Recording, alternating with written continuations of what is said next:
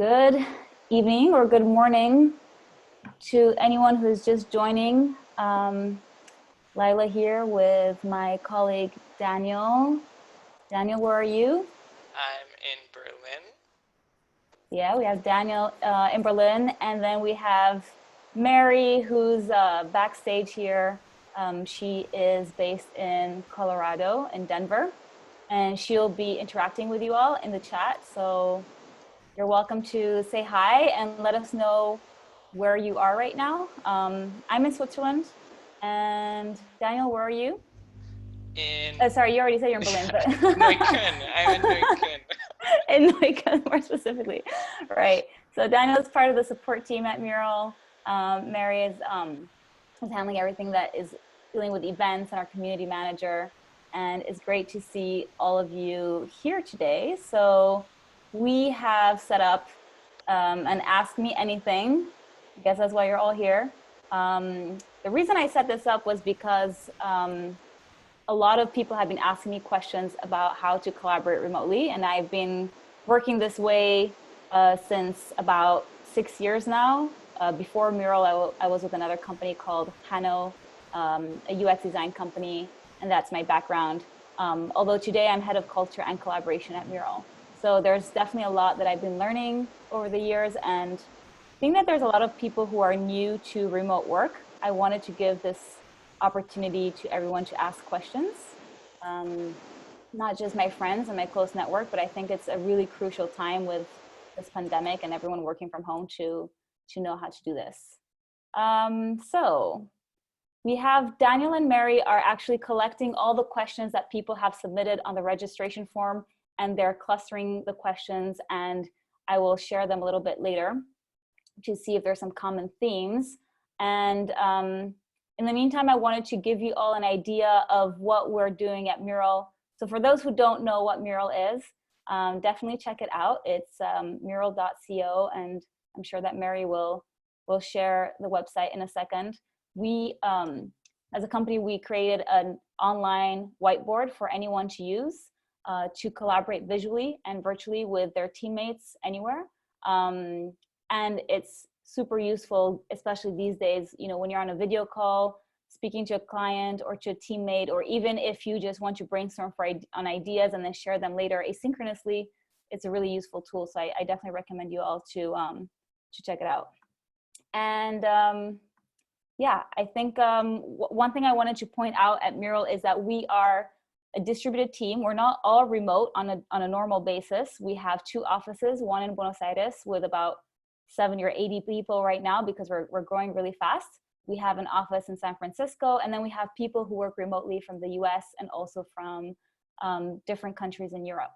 And we have this philosophy at Mural that we want to approach work in a remote first way. So even though not everyone is remote, we use the tools, we use the procedures, we have a culture that is very open and embraces remote work. And one of my roles at Mural is to really help implement that and make sure that everybody is ready to work remotely. So some of the things that we've been doing, especially now, because before people would be at offices, but not everybody is working from home. I have to say that because thanks to our remote first approach, it's been much easier for us to adapt than perhaps other companies, but there's still a few things, extra things that we've done. So especially in a time like this when there's a lot of uncertainty, one of the things that our leadership team has done is to do more all hands meetings, so a meeting with the whole company to explain what's happening. We do those regularly anyway, but we're informing the rest of the company what the leadership team is doing. Our CEO is also doing daily videos updating us on the constant changes that are happening at the company and you know how that's affecting our customers. And you know there's some fun things as well as head of culture that I'm doing, like little check-ins here and there. But we started a thing called the Daily Power Up. So it's just a message that we send out on Slack, which is our main communication tool, where we ask somebody a question or we share best practices for remote work.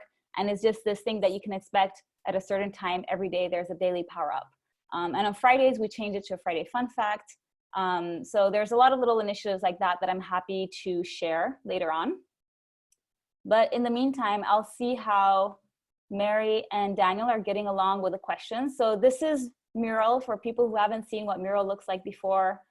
This is an online whiteboard. It's like a canvas, and up here, Mary and Daniel have started putting questions together that have a common theme.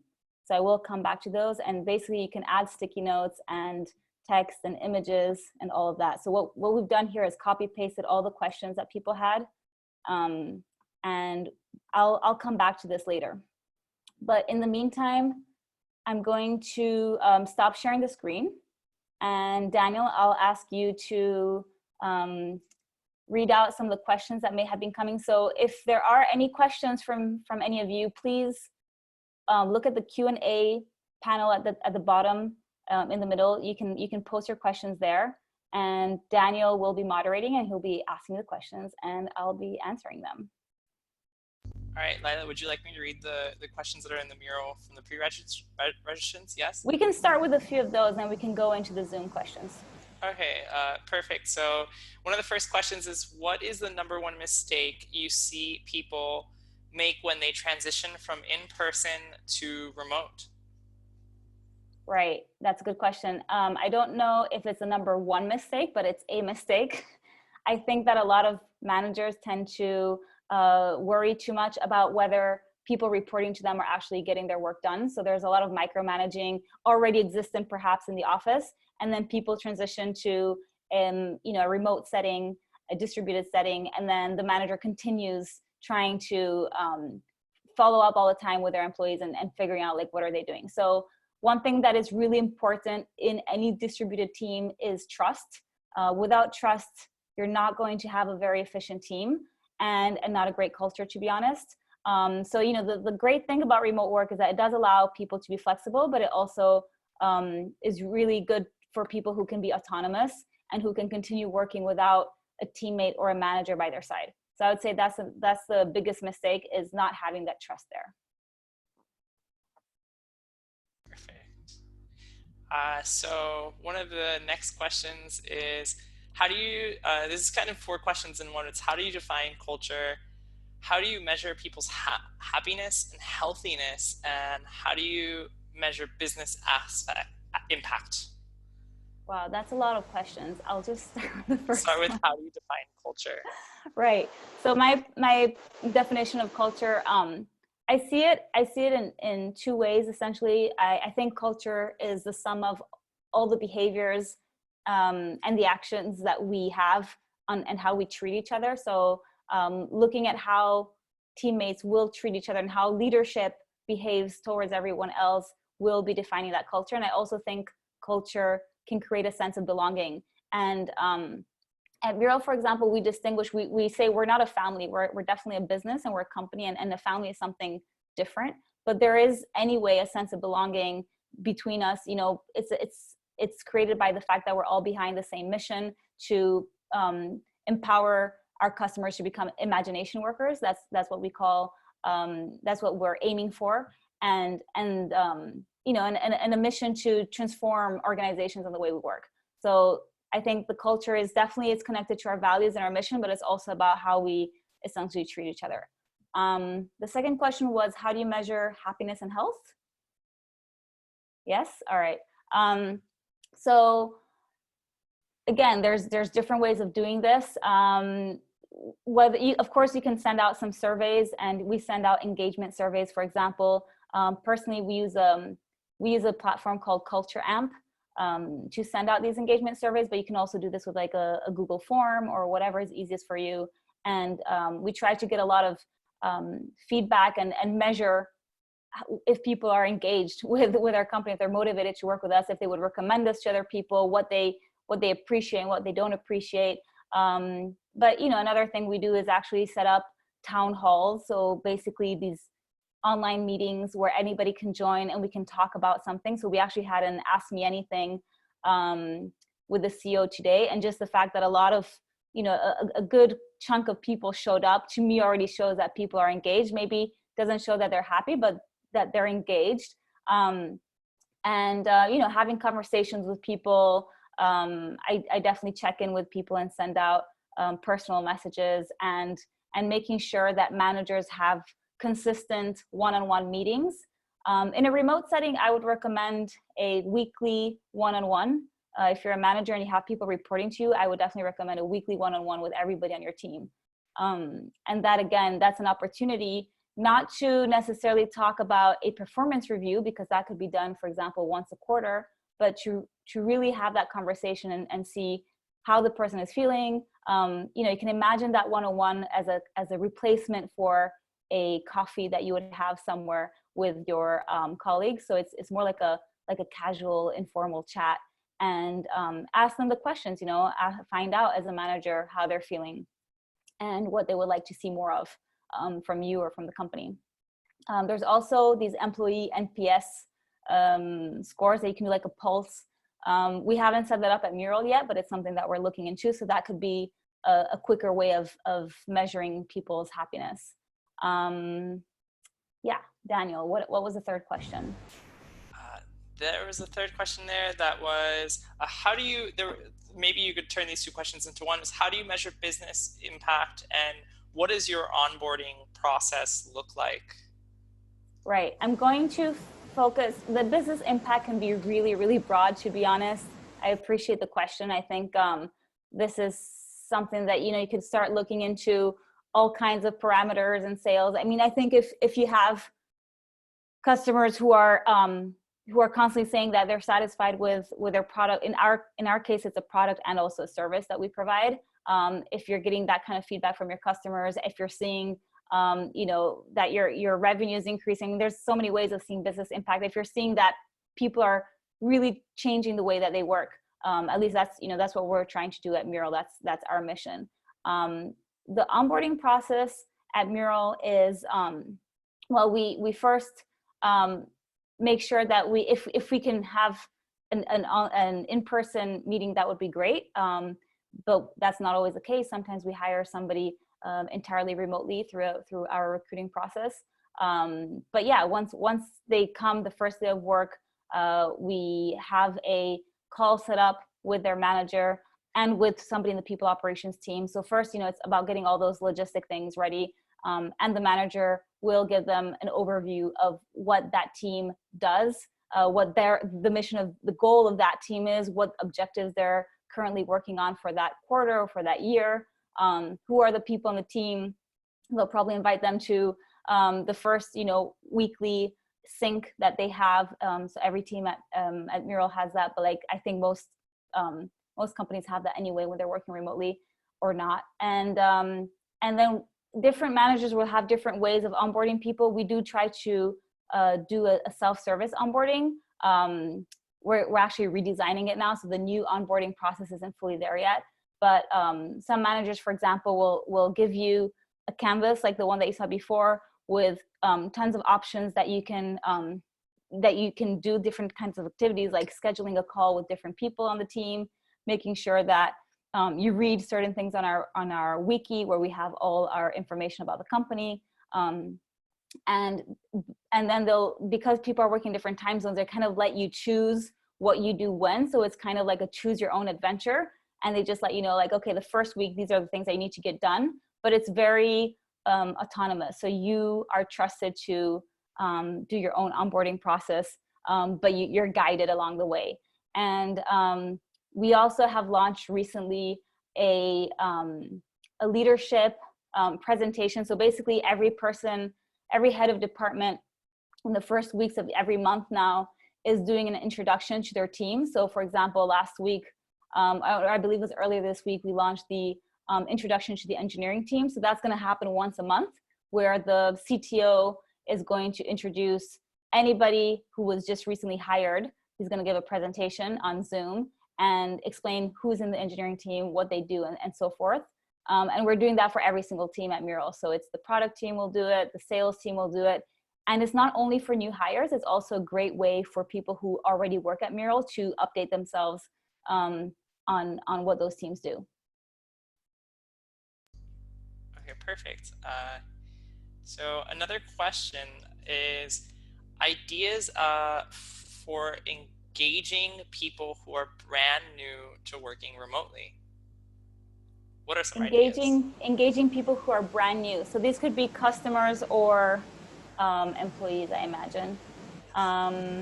Yeah, so I like to start out every time I have a meeting on Zoom. I like to start out by having an icebreaker activity or a warm up or some kind of interactive activity that we can do on a meeting that has a purpose, well, two purposes. One is to kind of get people comfortable using the tools that we're going to use. So if they've never used Zoom before, or if they've never used a Google Doc before, or a Mural, I try to make an activity that makes that introduces us to those tools. And the second purpose of this kind of icebreaker is really to get people comfortable with each other, because I think we've all assisted to a meeting where we come online and everybody's just kind of staring awkwardly at each other. Nobody is taking charge of the conversation. So having that 5 or 10 minute activity at the start is just a perfect way to make people have fun as well. It doesn't have to be super serious from the start. So there is a blog post that I wrote, actually, maybe Mary can share it, about online warm-ups and energizers, where I have listed some ideas that we have used as well, and we've tested at Mural. So an example of these could be, well, you could ask, for example, depends if this is a team or a customer. Maybe you don't do this with a customer, but you could ask somebody to like share, give a tour of their house if it's somebody in your team, and walk them around with your webcam. So I did that today actually with Daniel and somebody else, to show them where I'm staying, and to show them the garden and those kind of things.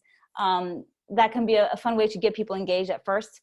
And then with, anyway, there's a whole bunch of other things. And then, yeah, for somebody who's new to remote work, obviously a meeting or an energizer is obviously not enough. But, starting to introduce them with little exercises and guiding them and facilitating them. So maybe before you start a meeting, you can also give them something to read or something to do somewhere on a tool, so that they feel like they're coming more prepared. Another advice I would have for you is every time you are going to meet on an online session, have an agenda ready, and maybe choose a facilitator who is going to guide that whole conversation. And that way people feel like it works, because I think the assumption for many people is that remote work doesn't work because it's just chaotic. But actually, if you just add structure to it, if you decide, okay, this is our communication platform and we're all going to agree to use this one communication platform, then there's higher chances that we're going to be consistent with the way we work. If we all agree to not use email for whatever reason, then there's not going to be like a double communication on one platform and then on email. So it's really about putting that structure in everything that you're going to do, and slowly experimenting it with people, and also letting new people know, people who are new to remote work, letting them know that it's not going to be perfect right away, and that you're going to make mistakes, and you're going to have to keep adapting to figure out what works for you. Because what works perhaps for one team is not necessarily going to work for everybody, or in another team. So I've witnessed that myself. I used to work at a company where we were like 8 people, and a lot of the rituals that we had were great for a team that were our size. And when I came to Mural, initially we were about 65, and now we're like more than 130. A lot of the things that I brought over from my previous company were actually not going to work at Mural. It was a different culture, different people, different size. So that's something also to be aware of when you're trying to introduce people to remote work. I hope that answers the question. Daniel, I'm ready for... Perfect. Would you like me to go to some of the live questions? Yeah, sure. Go to the live questions. So we've had 2 people ask the same thing. Jeremy and Emily. Emily from London saying, thank you so much for sharing this webinar. It's so useful for many, many people across the world right now. Do you have any tips for conducting a remote training for around 20 plus people? What kind of exercises can you include? For 20 plus people, well, again, depends what the purpose of this session would be. If it's a workshop, or if it's a design sprint, or if it's a retrospective. I have no idea what the context is. Again, I'll just mention the tips I mentioned before. Make sure that you communicate clearly what the session is going to be about, what are the expected outcomes, and what tools you're going to use for that session. So If you're going to have 20 people on Zoom, great. Is there anything else they need to use? So send them like a document before. I used to like sending an email or a Google Doc with a checklist. These are all the things you need. And also remember to let people know to be in a quiet space. Bring a charger for your laptop if you're going to be in a laptop. Make sure that you have good lighting. Make sure that you're comfortable. Make sure they have maybe snacks or water or something with you. And these are things that people maybe don't think about because they're so focused on the tools that then they don't focus on the physical environment of the participants. So after you've, clarified the goal and the desired outcomes and the checklist, also, send the agenda ahead of time. If there's any reading or pre-work that has to be done, send that ahead of time as well. Once you start the session, keep in mind for your agenda to leave like maybe even 10, 15 minutes for people to kind of come in, make sure that all the tech is working, can everybody hear each other? Is everybody's webcam working? Then you can do a little icebreaker like I mentioned earlier, and then you do your session on in whatever way that you wanted to do. And then try as a facilitator to get different people to speak as well. So if you have different exercises, make sure you time box them. By time boxing, I mean assign a specific amount of time for each exercise. It'll make it much more engaging that way, because when people know that time is limited, they tend to speed up the way they're working and they're not just being passive. So maybe assign 5 minutes and 10 minutes and so forth, and assign roles to people. So tell somebody, if you're creating teams or whatever it is, make sure that you have somebody who's like a note taker, somebody who is keeping time, somebody who's facilitating, and perhaps there's going to be somebody who's going to be a speaker if you're going to share out ideas later in a group. So assigning roles, time boxing everything, making sure that facilitation is also rotating. So you can be the main facilitator, but then you can hand over that skill or that power to everyone else. And then at the end of the session, I'd really recommend making sure that people understand what their next steps are. Ask them for feedback on how that session went so that you can improve the next one. And perhaps, you can provide some extra resources, extra links and reading that people can look at after the session that are related to what you did. And then after that, once it's finished, I would recommend sending a follow-up email to everyone, of course, thanking them, but letting them also know everything that you just did is in this link, and allow them to go to that link and provide all the links, list them all, everything that was mentioned. For example, if there was a chat open and people posted a lot of links, grab all those links and add that in the email as well, so that people know that they have a one-stop page where they can find everything. Right. So I hope that's helpful. Daniel, are you sharing your screen? Mary said it was all good to share the screen. Yeah, share it. I see that there's some themes now. Do you want to guide me through the themes a little bit so I can see? Yeah, so there was the first theme was transition from in-person to remote. So we've had a few questions here that you've kind of gone through.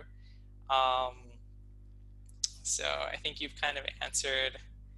I do want to say one thing, just because I see, grow up a little bit. How do you manage sessions so that everyone has a voice can be heard? One thing that I want to just point out that's quite interesting, in my experience from doing workshops in person in a physical environment and then doing workshops or a meeting online, I find that being online actually gives everyone a more equal platform to speak from. So I feel like if you're in a physical room, the physicality of somebody who might be quite, present with the way their body or their energy is, or if they have a really loud voice. And I know, Daniel, you've given a lot of workshops too, but I feel like some people in a room can take up a lot of space. And then they kind of impose themselves. And I feel that when you're on Zoom, everyone's kind of on the same level, and it actually makes it much easier as a facilitator you can literally mute people and say, okay, this is, you're not going to speak right now, and you can pass the word around so everybody gets a share amount of time, an equal amount of time to speak and to share ideas. So I find that it's actually more interactive in an equal way. Perfect. Do we want to move over from perhaps maintaining balance here? I mean, do cats help you work remotely? Just so you guys know, um, my cat's with me right now. She's I was just looking over there. My cat was with me, so I'm assuming this question comes from somebody who knows me well, and who will have probably seen that I post pictures of my cat on Instagram. Yeah, I think that the cat helps me a lot in different ways. One, it keeps me company, so I work from home alone, and when I have a cat, I feel there's a bit of a presence, but it's not like being in an open space where it's loud. You know, the cat is pretty quiet. And also it allows me to remember to take a break. So, you know, when she's hungry or she's moving around, I just remember to get up. So definitely cats are helpful. What else? Maintaining balance. Do you want to read out one of those to me? Yeah, what are the Yeah. best practices to bringing mindful awareness always back to the conversations while being in online sessions? Yeah, that's a very good question. So again, I've mentioned the role of a facilitator quite a few times. It's something that at Mural we are pushing as a skill, and also we have a lot of features. So I think, Mary, there's also that superpowers page that you can share where and also some other facilitation content that we may have. How to bring mindful awareness? I mean, I think there's different ways of doing that. I think you can also start a session, if you are if you're in an online session. One thing I've done before is I check in with everybody and I say, okay, what are you willing to put aside for the duration of this meeting so that we can focus here? And I found that it's quite effective doing that, because some people will say, well, I'm expecting an email from an important client, and right now I'm willing to put that aside, that I'm not going to keep checking my inbox. Or somebody else will say, I have some anxiety for whatever reason, because I'm waiting for something from the mailman and it hasn't arrived yet, and whatever, and I'm kind of expecting the doorbell to ring or whatever it is.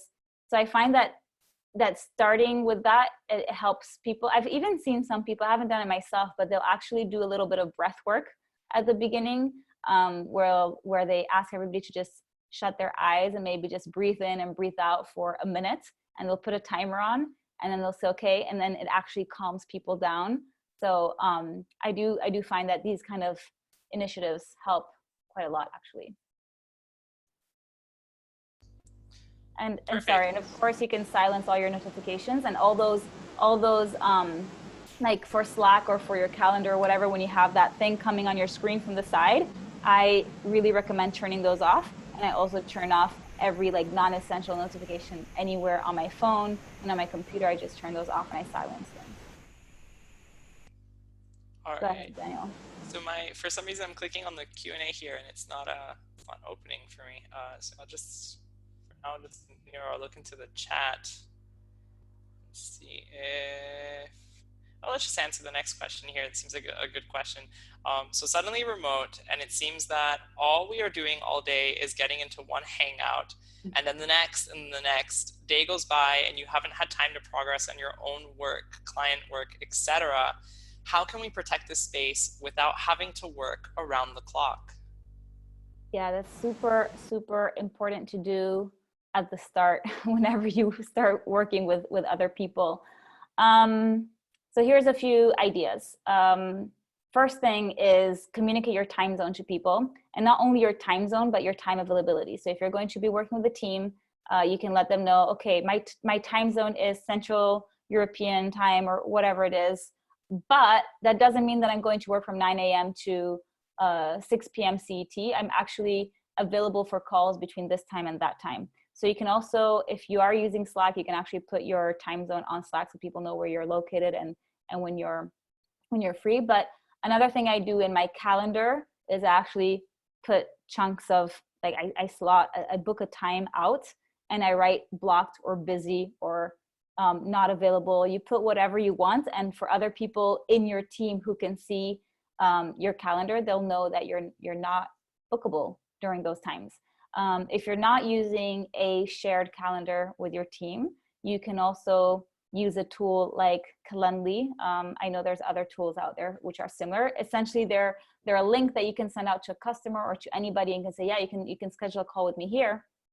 And what happens is, and it still happens to me sometimes, it's people just, you know, schedule calls with you one after the other or at irregular intervals that are quite annoying.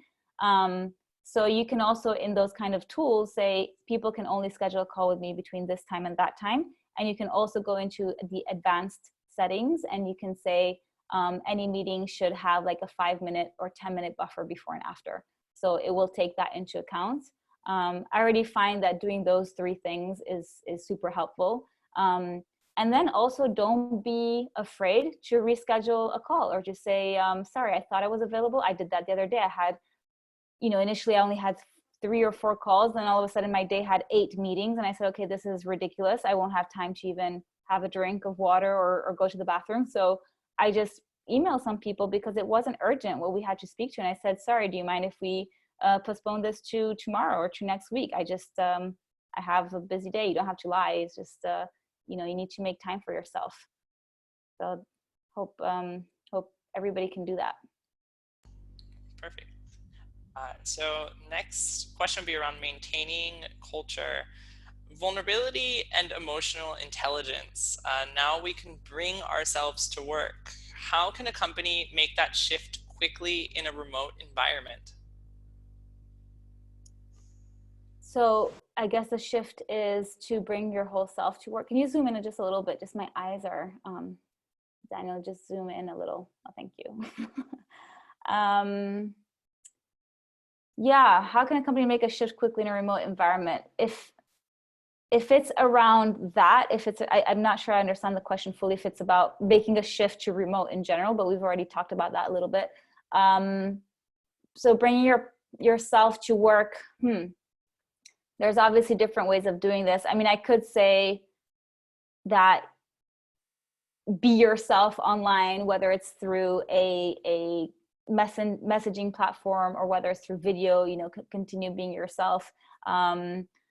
But some people have an online persona and then they have an offline persona. So it's the equivalent of like, I have an office persona and I have a home like out of office persona.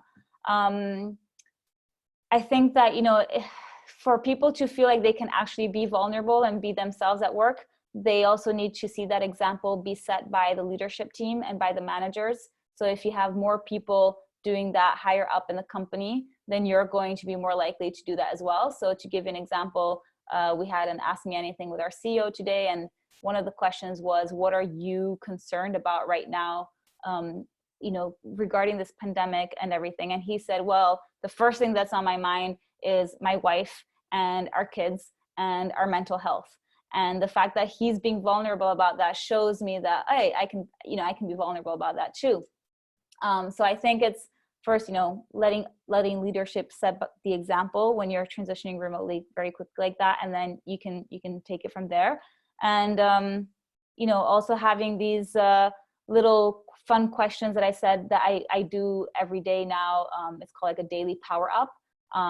Sometimes it's fun questions, but sometimes it's kind of more vulnerable questions. So if you have somebody who's kind of the community manager in your company, you can ask them to make those questions. If it's somebody asking the question and then there's a lot of responses coming, then if that question's already phrased in a way that you're allowed to be open, then I'm assuming that most people will be. All right, perfect. So now we're going to go to some of the live participant questions. So Laïla, what gets you the most excited about remote collaboration?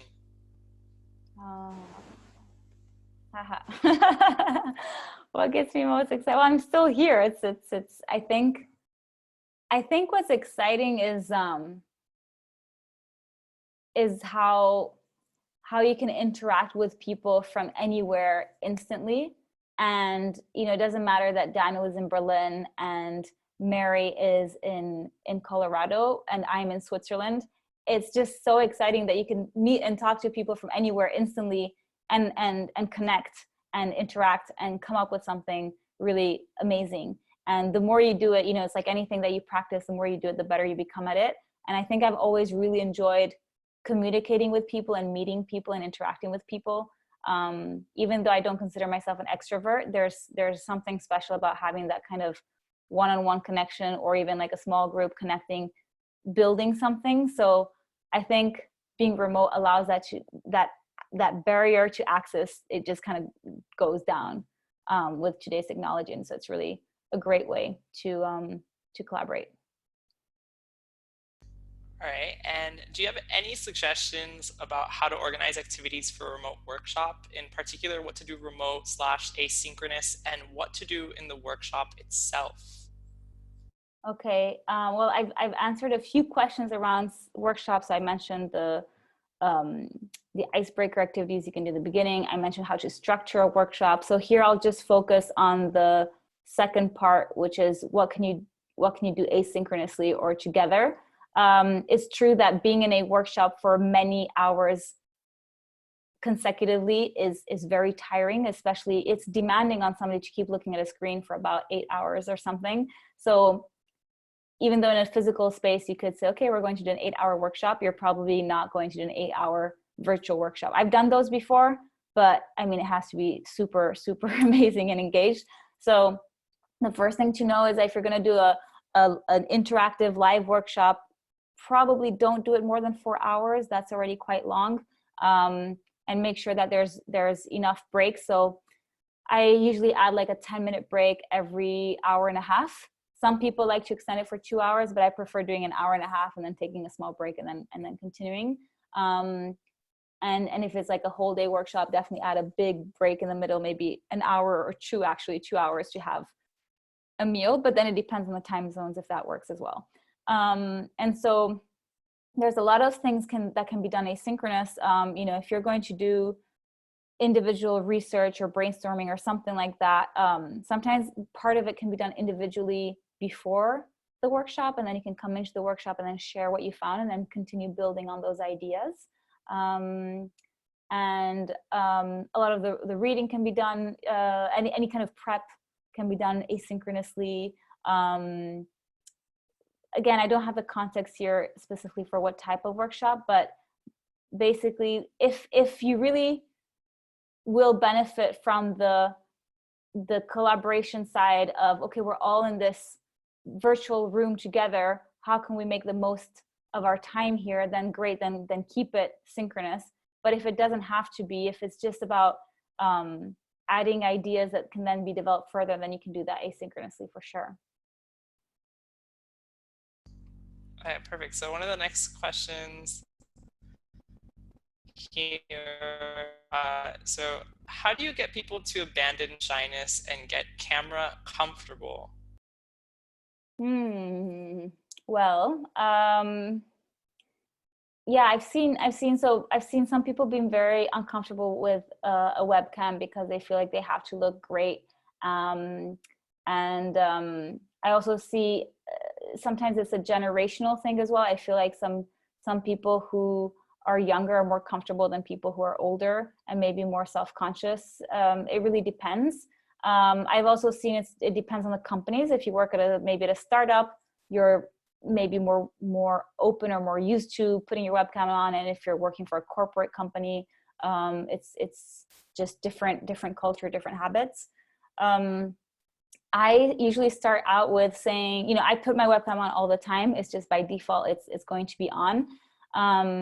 And to get people more comfortable, I mean, I just, I kind of make it a rule, and the word rule sounds a little bit strict, but I let people know even in advance, if you are going to send a thing, then you can say, hey, we're going to have our mics on, and put yourself on mute if you're not talking. Also keep your camera on, because that's how we can, communicate better. Because if we all have our webcams off, we're definitely going to speak and overlap over each other. I've seen that happen a lot. And I like using this kind of metaphor, or it's not a metaphor really, but it's just like an image. I tell people, this is our office. If I would come into an office with a paper bag over my face and you wouldn't be able to see who I was, that would be ridiculous. And it's kind of the same thing in an online session. You want to see people's faces. This is the closest that we come to real in-person interaction, so we have to make the most of it. And then you can maybe create again a game, an icebreaker of some sorts at the beginning that is that requires a camera, and then, you know, you make it fun, and hopefully people will be less shy. All right, perfect. So we have the next question is, can you talk about useful metrics for online employee engagement? And who is qualified to assess personal performance in a remote company? Yeah. So again, with useful metrics for employee engagement, I mentioned briefly that we sent out engagement surveys before. You're really looking to, well, you can look at different things. I change my engagement surveys all the time depending on what we also want to measure, but I'll have different themes, and then for each theme I'll have a series of questions where people can rate from 1 to 5, kind of, or like very unlikely to very likely, or something like that. There's some kind of range there. It can be, you know, around communication and collaboration, and see, you know, you ask them questions like, how do you how is team alignment in your team? How do you rate your meetings in general? What do you think of transparency of the company? So you can do that, you know, under leadership, communication, collaboration. There's different themes that you can really focus on, I would say. And yeah, it depends on what we're trying to measure specifically at that time. But generally there's a lot of different questions that you can ask there, for sure. I'll come back to that one maybe later when I answer a few more, because I want to just also remember what we've sent out in the last. I can check out also some previous things that we've sent. Who is qualified to assess personal performance in a remote company? I think, well, you know, we do self-assessments, and then we also ask peers to assess others. So we use a platform called Bamboo to send out these assessment questions. So you'll have the person who you're reporting to, your manager, who is assessing your performance. But before you can unlock your manager's performance, you have to do a self-assessment as well, which I find really useful, because you should, you know, you're also aware, or at least you can build your self-awareness on how well you're doing at a company. And we also send out these anonymous requests to other peers, other people at the company, to assess somebody that they're working with or that they know. Perfect. Next question is, a great effective of offline workshops is the automatic formation of a group identity that lasts even after the workshop. How can you facilitate the emergence of such a feeling of being in a group/group identity remotely? Yeah, I mean, I think that even if you are doing an offline workshop and you have an identity that is built after that, in my experience, you're anyway going to be remote from those people as soon as that workshop is over. Unless that is done with your team in a co-located office. But I've definitely attended many workshops where I didn't know the other people, and then we bonded in a great way. And after that, we all went back to wherever we were. So I think that on the one side, it's the responsibility, or not responsibility, but it's something that the people who set up the workshop can start anyway as an initiative. And, you know, I've seen some just create like a WhatsApp group or something like that for people who have done a workshop, and continue messaging and sending links there. I generally see the trend, though, is that eventually it will die off. So I don't think offline workshops always create an identity that remains. I would argue that that's not always the case. I think if it's remote, then maybe you already have set up a channel that people are using, whether it's a Slack or a LinkedIn group or something online, and you can continue the conversation there.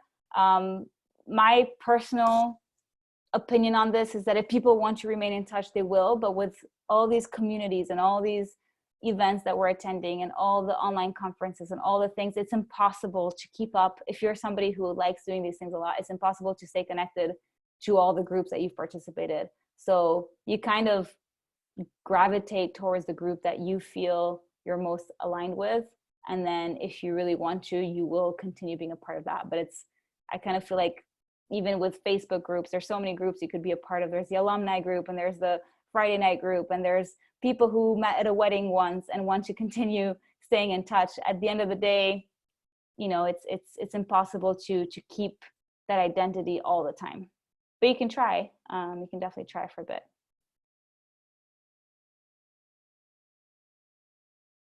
All right, so we're gonna go to the next question. In running creativity workshops on Mural, any suggestions on how to manage group thinking or dominant paradigm? I think we already actually answered this question.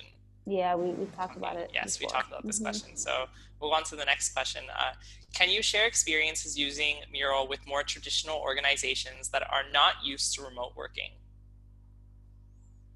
Can you share experiences using Mural within, sorry, I'm just rereading it, traditionally used to remote working?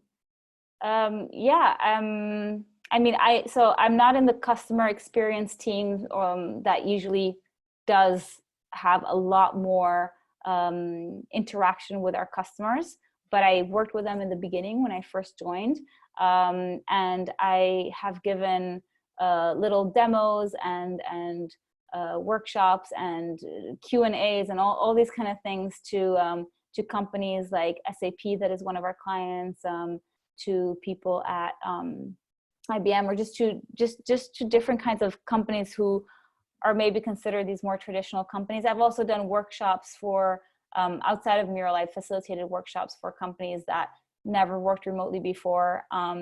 So I mean, here's the thing, I could share a lot of experiences. What I will say that they all have in common is that once you show them how it works for Mural, and you give them an experience of doing it themselves. So that's what I like doing it, is I can do a Q&A like I'm doing now, which is great. But until we're not doing it in an interaction session, it's going to be harder to pass the message across to people who already are biased and don't think that working remotely is going to work. So maybe start out with a short meeting or something like that, and you use the tools like we're using now, we're sharing, and you're super transparent, and you let people in and you let people interact. There was a design agency in Austria that I gave a series of workshops to. It was about 4 workshops, and each workshop was about 4 hours long. Plus I gave them homework to do every week. So we were meeting like throughout a whole month, and there were split opinions in that company when I first went to them. Some people were really open to working remotely because they liked the idea of working from home or from a co-working space, and other people were really against it. And at the end of the day, what that company did after the workshops, people were much more open to it, and I literally remember some people suddenly switching during the workshop and saying, okay, actually this works, because they were testing it and using it. And I was just saying, come on, just like nudging them and doing a series of activities that showed them, like, here are the positive sides, or here's how it could work, and giving them guidelines the whole time. And at the end of it, the company also said, we are not forcing everybody to working remotely, but if you want to, you can. So some people chose to stay in the office every day, and some people were then more comfortable and felt they had everything they needed to work from elsewhere. So I think at the end of the day, it's about experiencing it and learning by doing. Okay, perfect. So we're gonna go back to the left here, just to these blue questions that have been put in bold. So here's a good question here. Do you have any tips and tricks on co-creating a team agreement with clear priorities, but also clear guidelines for collaboration for a team that is suddenly forced to work remotely? What differences are to be considered between facilitating a live workshop and an online one? Okay, so I think the second part I've already answered quite a few times about workshops. So I'll focus on the first part of the question, which is, do you have any tips or tricks to create a team agreement? I mean, first of all, get together with your team and maybe have a session where everybody just voices what their fears are. So when I studied at Hyper Island, there was an activity that we used to do called the stinky fish. And the metaphor of the stinky fish was basically that every person in a team has a stinky fish on them. And the stinky fish represents your fear. And if you're not going to voice your fear, eventually people will find out, because it will be expressed in different behaviors that you have. So it's similarly to a fish. If I had a fish on me or hidden in my jacket and I didn't tell anybody, eventually people would find out, because it would start stinking and smelling really bad. So I'm using that metaphor to answer this, because if you are starting with a conversation where everything's out in the open and everybody explains what their fears are, or what their sticky fish are, you can already start understanding what you need to prioritize and what are the concerns that you have to get out of the way. And then for team agreement, I mean, you can use, something I found useful is Team Canvas. I think it's teamcanvas.com. I'd have to double check. But that's a really great template that looks like the business model canvas, but the intention is to get teams together to really clarify what their roles are going to be, what is their goal, what are the ways that they're going to communicate. And so it actually is split into all the things that you should agree on as a team, so that you can all be aligned on the same page. So that's a great tool to use, and it can guide you. And there's actually on their website, they have two types of canvases. One is like the advanced version, and one is the smaller version. And I think one you can do in an hour or a little bit more, and the other one it takes longer. So I think that once you actually document and agree, so you discuss first and you agree on what you're going to do, and then you stick to that agreement and you do it consistently. And then you also assign, maybe there's some ambassador. So again, coming back to that workshop I gave to that design agency in Austria, at the end of the 4 workshops, they agreed internally, okay, we have these 3-4 people who are super passionate about remote collaboration, and they're going to be the ones pushing this forward and updating people on like the new processes or new, they're going to be communicating and announcing new rituals and habits that we're going to have as a company. And then they can also act as the cops in a way. And so they can see if somebody is not following that code of conduct. They can also be the bad cops and say, hey, you're not doing this the best way. This is what we agreed on. So, next time you want to do this thing, remember to do it this way that we agreed on. And maybe after a while, you realize that agreement doesn't actually work for your team anymore. So definitely can come back to it and have another session where you decide, where you do a retrospective. So you see what worked well, what didn't work well, and what needs to be changed in that agreement. So you can continue working efficiently.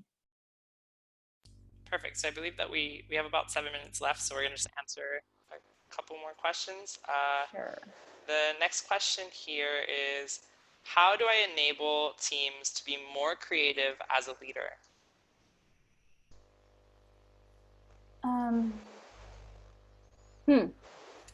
Yes. Let me think about that one. I think the way I would approach this is, you want them to be creative around something, or just creative in general.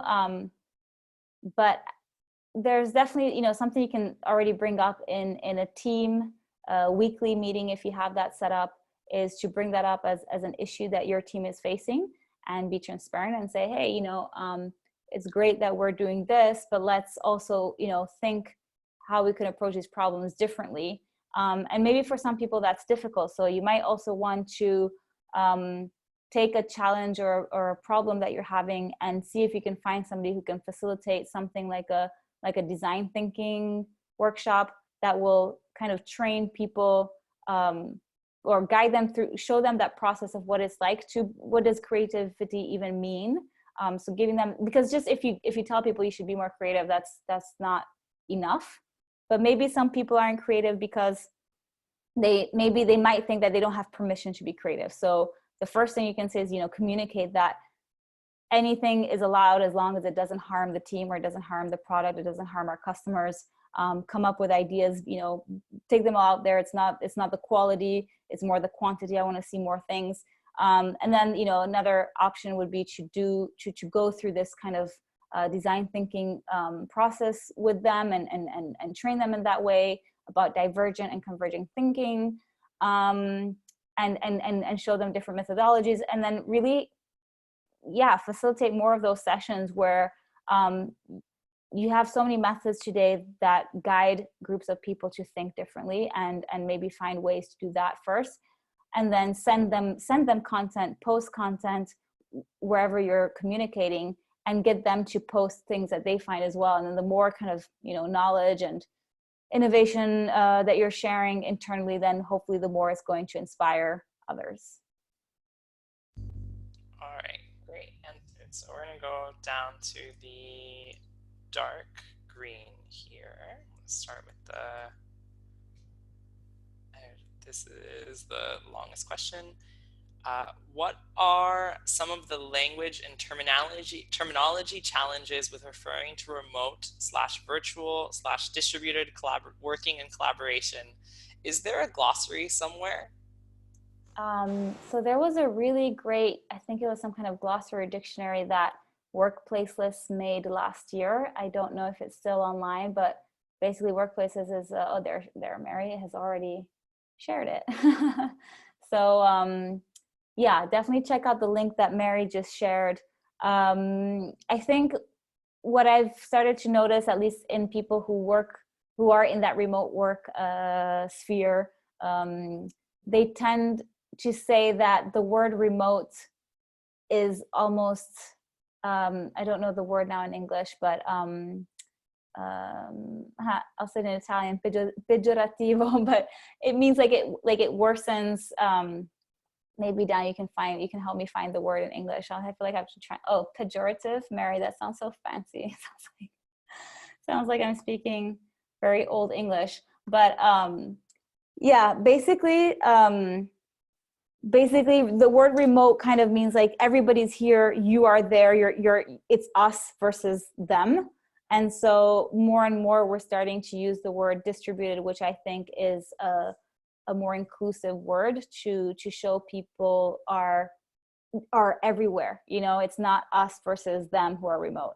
The word virtual, I would say, is used less for people, but maybe for the way people work. So you could say it's a virtual session, or it's a virtual workshop, or it's more of an adjective for a noun as opposed to an adjective maybe for people. At least that's the way I see it. But I think that remote is the word that has been used the most often in the past decade or so. So it's definitely sticking, and it's shorter and it's more catchy than distributed. But it's probably not the best description. All right, so I believe we're going to take one last question, this would seem. And the last question here would be, which methods do you use to simplify your communication?